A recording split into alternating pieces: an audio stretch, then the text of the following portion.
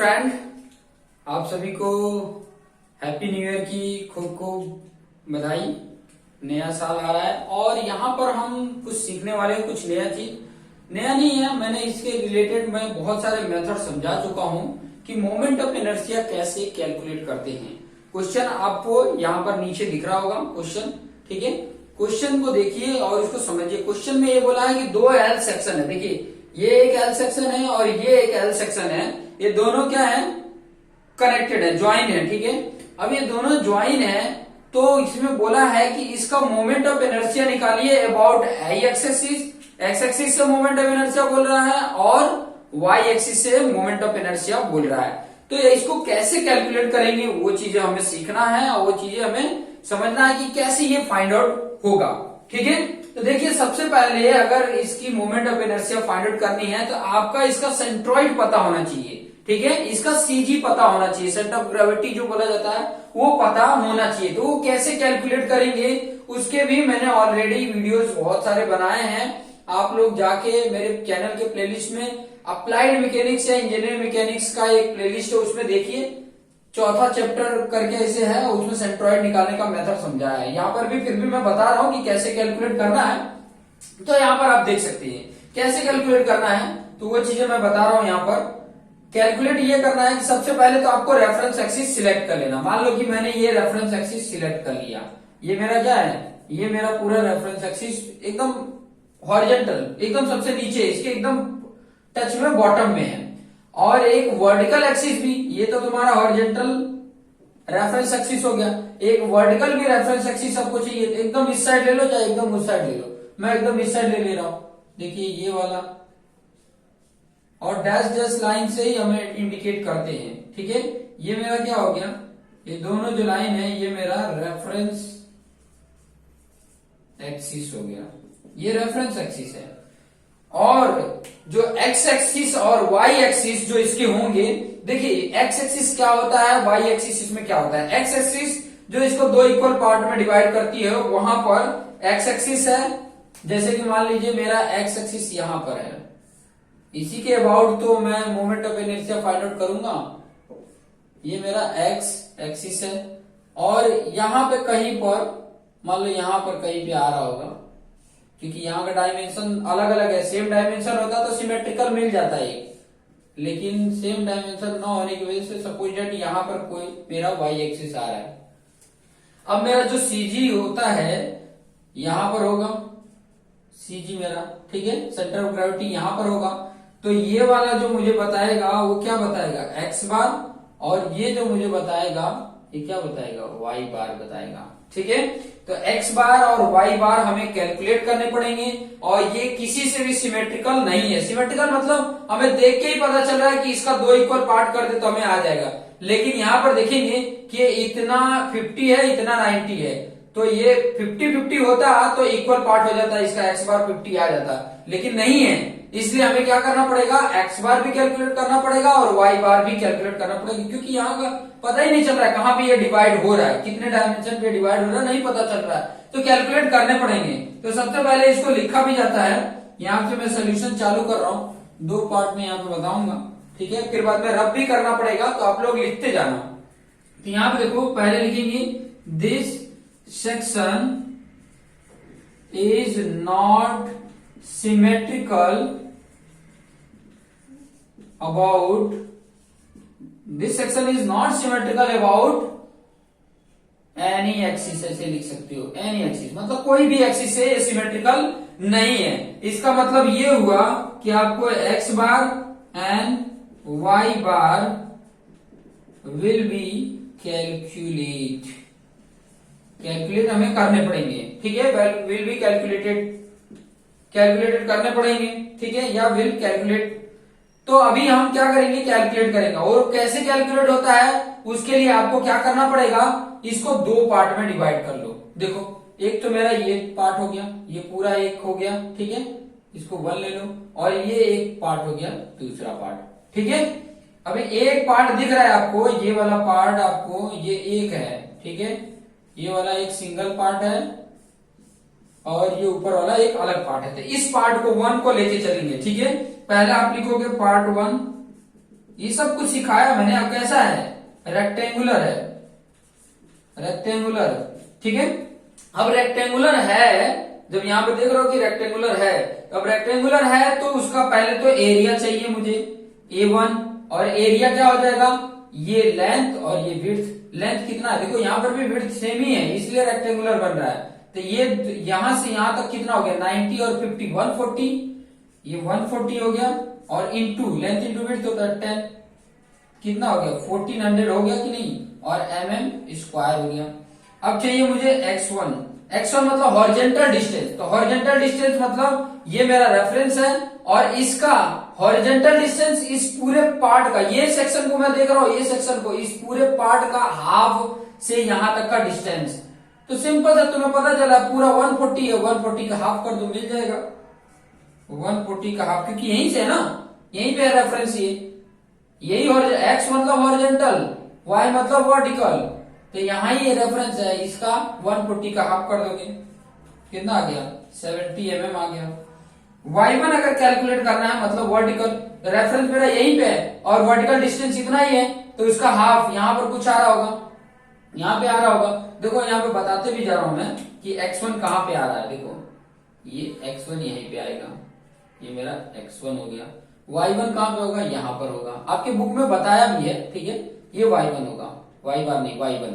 तो y1 कितना हो रहा है, 10 का हाफ, सिंपल सा है, ब्लैक से बता देता हूं, 10 का हाफ कितना हो गया 5 mm हो गया, ये मिल गया। फिर पार्ट 2 यहां पे ले लो, मेरे पास प्लेस कम है क्योंकि ये तो अभी सिर्फ निकाल रहा हूं सेंट्रोइड, उसके बाद से मोमेंट ऑफ इनर्शिया IXX भी और IYY भी फाइंड आउट करना है। तो पार्ट 2 में देखो, मैंने तो एरिया चाहिए, ये भी रेक्टेंगुलर ही है, देख लो ऊपर, ये भी रेक्टेंगुलर ही है, तो इसका A2 एरिया कितना होगा, इसका एरिया देखो, इसका एरिया यहां से यहां तक 80 है और ये 10 है, तो 80 इंटू 10 करोगे तो कितना हो गया 800 mm² हो गया। फिर बाद में आपको x2 चाहिए, तो x2 मतलब यहां से इसके हाफ तक, तो इसके हाफ से देखो ना, यहीं तक डिस्टेंस बता रहा ना, यही 50 बता रहा ना, ये हाफ तक 50 बता रहा है, ऑलरेडी बता के रखा है 50 mm। और फिर उसके बाद से y2 चाहिए, तो y2 कहां से मिलेगा, देखो ये इतना 10 तो है, पहले तो ये 10 तो है, प्लस इसका हाफ, इसका हाफ मतलब 80 का हाफ, 80 का हाफ, तो ये 40 हो गया, और 40 प्लस 10 ये भी 50 mm आ गया, ठीक है। तो A1 A2 X1 X2 Y1 Y2 निकल गया, तो आपको x बार और y बार कैलकुलेट करने पड़ेंगे, और x बार y बार कैलकुलेट करने के लिए मैं आपको कहां पर बता देता हूं, चलिए कोई बात नहीं, मैं यहां पर, तो थोड़ी वीडियो में थोड़ी प्रॉब्लम हो गई थी, तो यहां पर देखेंगे ये चीजें मैंने कैलकुलेट कर लिया, सिंपल सा ये निकालना तो मैंने बता दिया था। उसके बाद ये वाला जो कॉन्सेप्ट है ये ऑलरेडी लिख दिया है, x बार का formula A1 X1 plus A2 X2 अपन A1 प्लस A2, ये वैल्यू में ये जो मैंने फाइंड आउट किया है ये पुट करेंगे, तो ये x बार की वैल्यू इतनी आ जाती है। y बार में सेम फॉर्मूला x1 और x2 की जगह पे y1 y2 हो जाएगा, और लिखोगे यहाँ पर देखो तो 21.36 आ गया, वो चीजें मैंने लिख दी है। अब यहाँ पर देखो ये सेक्शन जो है, ये सेक्शन हमने जो moment of inertia find out करने का तरीका जो सीखा है, उसमें क्या बताता है, मोमेंट ऑफ इनर्शिया में ये बोलता है कि अगर रेक्टेंगुलर है तो उसके पास फॉर्मूला है, ठीक है। हालांकि फॉर्मूला आप डिराइव भी कर सकते हो, हर चीज का फॉर्मूला आप फाइंड आउट कर सकते हो, लेकिन कुछ फॉर्मूले हमारे पास है, उस फॉर्मूले के बेस पे हम कैलकुलेट कर लेते हैं। अब हम यहाँ पे डिराइव करने नहीं जाएंगे, ठीक है। तो यहाँ पर हम अलग अलग सेक्शन का moment of inertia find out करेंगे, जैसे ये एक रेक्टेंगुलर पार्ट है, ये एक रेक्टेंगुलर पार्ट है, तो इसका अलग अलग हम moment of inertia find out कर लेंगे। तो यहाँ पर देखो, अगर एक्स एक्सिस का moment of inertia find out कर रहे हैं, तो आई एक्स एक्स पहले का मोमेंट ऑफ इनर्शिया प्लस दूसरे का मोमेंट ऑफ इनर्शिया, तो यहाँ पे आई एक्स एक्स 1 अगर फाइंड आउट करेंगे तो उसका फॉर्मूला ये होता है IG1, मतलब इसका पहले मोमेंट ऑफ इनर्शिया क्योंकि इसके साथ जुड़ा हुआ है, ठीक है, तो प्लस A1 H1² होगा। अब इसमें A1 क्या है, मतलब इसका एरिया, H1 क्या है, तो H1 ध्यान से देखना कि इसका ये जो सेक्शन है, इसका सेंटर से, इसके सेंटर से और इसके CG के बीच में कितना डिफरेंट है, ये का सेंटर और इसके CG के बीच का डिफरेंट। अब वो डिफरेंट सिंपल वे में आप फाइंड आउट कर सकते हो। आपने y बार कैलकुलेट किया है, y1 कैलकुलेट किया है, देखिए y1 कैलकुलेट किया है, इन दोनों का डिफरेंस निकाल दोगे h मिल जाएगा और h का स्क्वायर कर दोगे।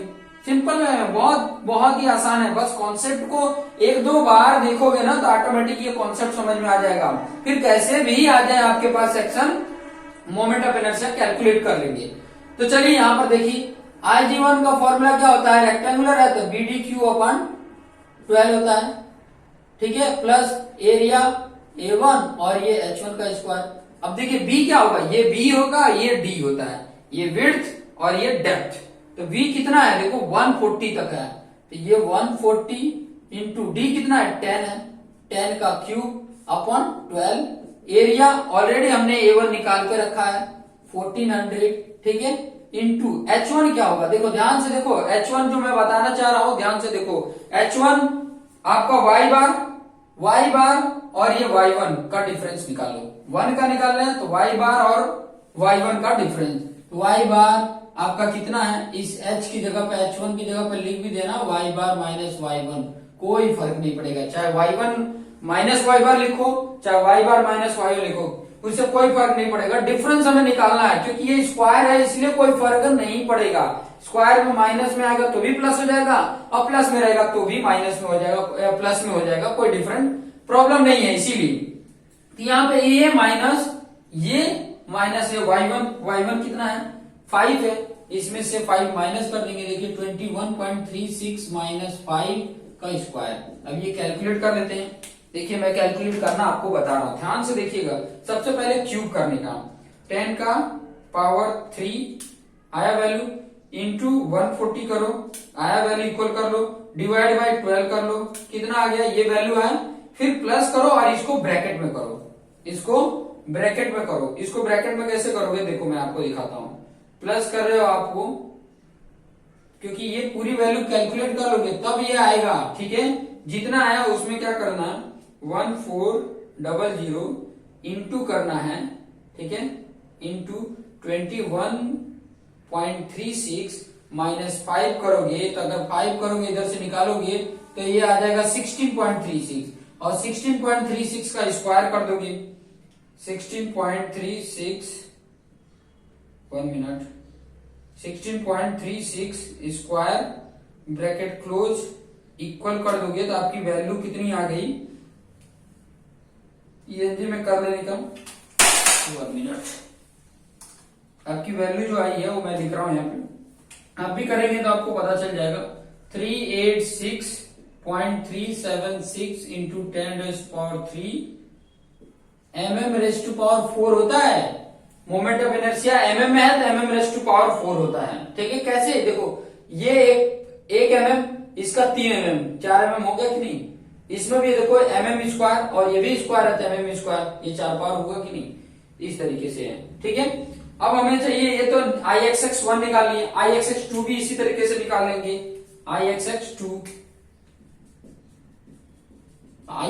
कैसे निकालेंगे, Ig2 प्लस A2H2 स्क्वायर, ठीक है। अब देखो इसका भी BDQ/12 होगा, तो B इसके लिए क्या है, ये सेक्शन की बात कर रहा हूं, ये सेक्शन का, तो B क्या है 10 है, 10 इंटू डेप्थ कितना है 80 है, तो 80 का क्यूब/12, यही फॉर्मूला है यहीं पर, यही फॉर्मूला। और A2 की जगह पे 800 दिया है, फाइंड आउट किया है ऑलरेडी हमने 800, और H2 क्या होगा, H2 ऑलरेडी फिर से मैंने वही बताया कि आपका y बार और इसका y2 का डिफरेंस, y बार इतना है, y2 इतना है, सिंपल है। 21.36 माइनस 50 करोगे, स्क्वायर है, कोई डिफरेंस नहीं है, बड़े वाले पहले रखो छोटे वाले को बाद में रखो, कोई फर्क नहीं पड़ने वाला, ठीक है। ये चीजें हमें ध्यान में रहना चाहिए, ठीक है। इसका मैं यहाँ पे लिख भी देता हूँ, ये H2 का क्या होगा, यही फॉर्मूला लगाने का, दूसरा है तो y बार माइनस y2, और कोई टेक्निक यूज ही नहीं करना है, ठीक है। स्क्वायर है तो स्क्वायर यहाँ पे लगा देना, यहाँ पे स्क्वायर है तो ये भी स्क्वायर लगा देने का, बहुत आसान है। अब इसको कैलकुलेट कर लो, ठीक है। अब इसको कैलकुलेट करोगे तो देखिए कितना आ रहा है। हम क्या करेंगे, पहले ये कर लो, चलो उधर से कर लेते हैं। 21.36 माइनस 50 जितना आ रहा है उसका हमने कर लिया स्क्वायर, फिर उसमें 800 का मल्टीप्लीकेशन कर लिया, ठीक है। फिर उसके बाद से हमने प्लस किया, ब्रैकेट में लिया, पहले 80 का क्यूब, फिर उसके बाद से इंटू 10 और डिवाइड बाय 12 ब्रैकेट क्लोज। कितना आ रहा है? मेरी में जो वैल्यू आ रही है वो मैं लिख रहा हूं 1082.866 इंटू 10⁻³ mm⁴ 3 में पावर में, दोनों 3 पावर है।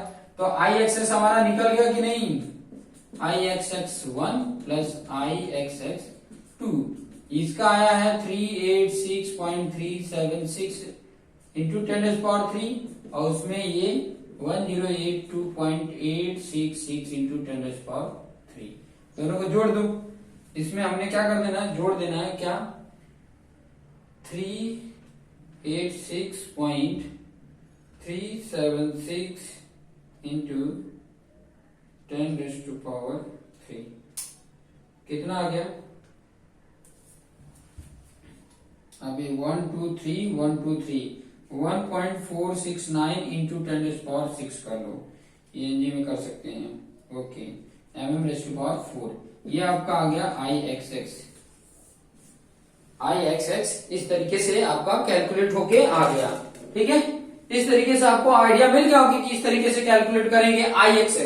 अब यहां पर ध्यान दीजिएगा कि इसमें यह भी बोला है कि आई वाई कैसे कैलकुलेट करेंगे। आई वाई की बात कर रहा है, तो ठीक है, तो आई वाई कैसे कैलकुलेट होगा? समझ लो कि ये सेक्शन जो है ना ऐसे हो गया, मतलब अब हम ऐसे देखेंगे। ठीक है, अब उस सेंस में अगर पार्ट वाइज में निकाल रहे हो तो ये वाला आपका बी हो जाएगा, ये डेप्थ होगा, फिर ये बी होगा, ये डेप्थ होगा। ठीक है, आई वाई अगर निकाल रहे हो तो इसमें भी हम क्या करेंगे? आई वाई अगर निकाल रहे हैं तो पहले आई वाई 1 और फिर आई वाई 2 निकालेंगे, अलग अलग निकाल के ऐड करेंगे। चलिए वो भी सीख लेते हैं कि कैसे कैलकुलेट करेंगे। ठीक है, कैसे कैलकुलेट करना वो भी सीख रहे हैं। मैं इसको, आपने अगर स्क्रीनशॉट नहीं लिया तो स्क्रीनशॉट ले लें कि मैं अब यहीं पर आपको आई वाई कैलकुलेट करके बता रहा हूं कि ये पार्ट मैं रफ कर रहा हूं। ठीक है, ये पार्ट मैं क्या कर रहा हूं? रफ कर रहा हूं। अगर नहीं इसका स्क्रीनशॉट लियो तो वीडियो को पॉज करके और स्क्रीनशॉट ले लो कि ताकि ये आपके पास सेफ रहे। ठीक है, अब आगे यहां पर ध्यान से सुनिए। अब मैं निकालने वाला हूं आई वाई। ठीक है, आई वाई तो इसका पहले आई वाई 1 चाहिए एंड आई वाई 2 चाहिए। तो पहले सेपरेट हम फाइंड आउट कर लेते हैं। इसका भी क्या होगा? आई जी 1 plus A1 H1², same formula यही है। ठीक है, यहां पर क्या होगा? पहले पार्ट का निकाला तो BDQ/12 प्लस A1 और H1 क्या होता है? यहां पर अब y नहीं आएगा, यहां पर अब x आएगा, x बार माइनस x1 ऐसे करके आएगा इसका स्क्वायर। H1 की वैल्यू ये हो जाएगा। ठीक है, अब यहाँ पे वैल्यू लिख दो। अब देखो पहले का अब ये b ये होगा, ये b होगा, इस तरीके से आप देख रहे हैं ना, y एक्सिस से इस तरीके से देख रहे हैं, तो ये अब b हो गया और ये डेप्थ हो जाएगा। तो ये b 10 है और डेप्थ कितना है? 140 का क्यूब अपॉन 12।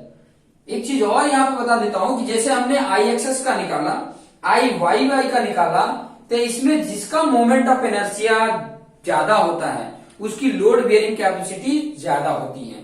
जिसका भी ज्यादा होता है, हमने दोनों निकाले हैं, प्रीवियस भी निकाले हैं, इसमें भी कंपेयर करके आप देख लेना कि जिसका ज्यादा है उसी तरीके से इसको एक तरीके से सेट किया जाता है। ये क्या है? एक सेक्शन है, ऐसे लंबे ऐसे होंगे। ठीक है, ये चीज आप देखते होंगे जहां पे एज ए कॉलम में यूज करते हैं, एज ए बीम में यूज करते हैं।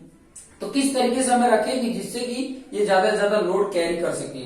चलिए यहाँ पे देखिए, A1 हमने ऑलरेडी फाइंड आउट करके रखा है, 1400 है, और यहाँ पे x1 x बार तुम्हारा 43.64 है, माइनस x1 कितना है? देखो ये यहां से इसके सेंटर तक हमने x1 फाइंड आउट किया था। x1 कितना आया था? x1 हमारा 70 आया था, तो 70 रख दो, स्क्वायर हो जाएगा। कैलकुलेट कर लेते हैं, इसको भी कैलकुलेट कर लेते हैं, फटाफट कैलकुलेट कर लेते हैं। इसको सबसे पहले तो वो कर लो, क्या करेंगे? 43.64 माइनस 70, फिर इसका स्क्वायर कर दो, इंटू 1400 कर दो, ये जो वैल्यू आएगा प्लस करना है, ब्रैकेट में ये ले लो 140 का cube into 10 divide by 12 bracket close. Value आ गई, कितना है ईएनजी में लिख लेना। ईएनजी में लिखोगे तो आपको पावर में मिल जाएगा। ये ऑलरेडी मिला 3.259 इंटू 10⁶। ठीक है, अब IYY2 चाहिए, तो इसमें भी वही IG2 प्लस A2H2 स्क्वायर, इसकी वैल्यू अब यहां पर इसको निकाला है ना। अब ये भी हुआ 80 इंटू 10 का क्यूब अपॉन 12 प्लस A2 800 है, H2 x बार कितना है, यही है 43.64 और x2 इसका कितना आया था, x2 50 लिख देंगे। सॉल्व कर लो। सबसे पहले ये 43.64 माइनस 50 जितना है उसका स्क्वायर, फिर बाद में इंटू 800 किए, फिर प्लस करो ब्रैकेट में 10 का cube into 800 divide by 12 bracket close equal, ENG में अगर करते हो तो 0.099 इंटू 10⁶ mm⁴, दोनों में mm⁴ निकाल लो। अब निकाल लो IYY, ये 1 और ये 2 लिख दो, YY है, ठीक है, थोड़ा x जैसा लग रहा। इसकी वैल्यू ये आया 3.259 इंटू 10⁶ और इसका 0.099 इंटू 10⁶। ऐड कर दो, ऐड करोगे इसमें 3.259 इंटू 10⁶। हिंदी में लिखेंगे तो इतना आया 3.358 इंटू 10⁶ mm⁴। ये IYY आ गया। तो दोनों की वैल्यू आप देख लो, दोनों वैल्यू IXS भी मैंने कैलकुलेट करना बता दिया और IYY1 भी कैलकुलेट करना मैं बता दिया। तो इस तरीके का कॉन्सेप्ट आपको सीखना है। देखिए मेथड को सीखिए, कैलकुलेशन में थोड़ा बहुत आगे पीछे होगा वो चल जाता है, लेकिन आपको मेथड आते रहेगा तो थोड़ा भी ध्यान से अगर करेंगे तो एकदम एग्जैक्ट कैलकुलेशन आपका आ जाएगा, परफेक्ट आ जाएगा। तो परफेक्ट चाहिए तो आपको परफेक्ट मेहनत भी करना पड़ेगा। मेथड को सीखिए, मेथड यही है, मेरा काम है मेथड सिखाना, मेरा काम है कॉन्सेप्ट सिखाना। अगर कॉन्सेप्ट अगर आपको समझ में आ जाता है आपके लिए आसान हो जाएगा, एकदम इजी हो जाएगा। तो इजी बनना है, इजी बनाना है तो थोड़ी मेहनत करनी पड़ेगी, थोड़े कॉन्सेप्ट को सीखने पड़ेंगे और अपने आप को बेस्ट बनाना है तो थोड़ा एक बार पहले लिखो, फिर दूसरी बार प्रैक्टिस करो, दूसरी बार देखोगे तो आपको ऑटोमेटिक आ जाएगा। लेकिन हम क्या है, देखते ही नहीं है, इसीलिए हमें आता नहीं है। हर प्रॉब्लम को लेके सॉल्व करो, मेथड यही है। कुछ जो फॉर्मूले हैं जैसे ट्राइंगल का, फिर बाद में रेक्टेंगल का, सर्कल का, मोमेंट ऑफ इनर्शिया का फॉर्मूला है, वो फॉर्मूले याद रखो, याद रखोगे तभी ये हो पाएगा, अदरवाइज नहीं हो पाएगा। तो ये चीजें थोड़ा सा ध्यान में रखो। तो देखते रहो और अपने आप को बेस्ट बनाते रहो। Thank you for watching this video.